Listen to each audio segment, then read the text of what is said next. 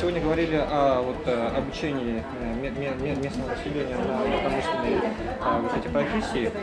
Какой механизм будет и как долго будет длиться эта программа? Ну, руководство республики и Министерство образования сейчас реализует очень интересный и, мне кажется, очень полезный проект. Это такой системный проект. Он включает именно, допустим, в Нюрбинском районе набирается группа из 25 человек по промышленным специальностям. Они зачисляются в Мининский региональный технологический колледж.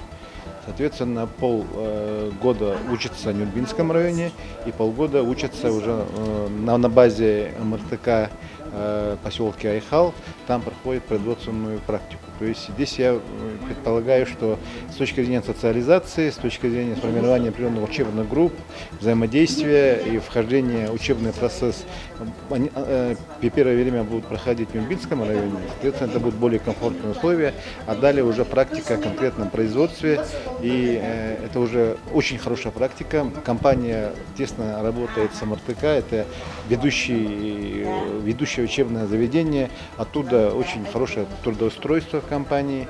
Я думаю, что вот этот пилотный проект, который реализуется с осени этого года, он должен иметь продолжение и будет расширяться. Соответственно, речь идет не только о обеспечении кадрами компании, но и другие промышленные предприятия в такой же форме можно работать, когда сельские, и в этот процесс включается Марский техникум, соответственно, здесь вот стыковка и учебных заведений, которые находятся в сельской местности и промышленной зоне, идет очень серьезно. Каждый имеет свою зону ответственности, и мы, как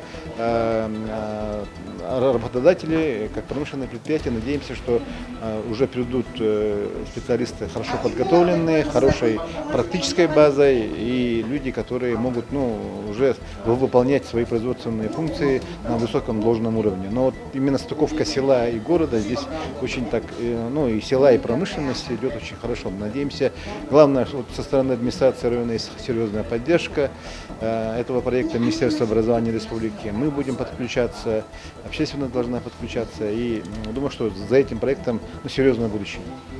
Мы говорим о том, что 25 человек будет обучаться в этом году, а в дальнейшем будет ли обеспечено трудоустройство вот этих, скажем так, первых классочек, и будет ли расширяться вообще? Ну да, понятно, что вот это ключевой вопрос, потому что обычно учебный процесс, он долгий.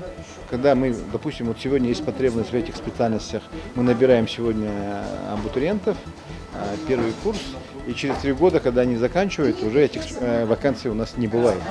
И это понятно, это такая серьезная проблема стыковки образования с производством. Поэтому, во-первых, это короткие курсы с коротким плечом, это 10 месяцев, то есть 1 год, фактически календарный.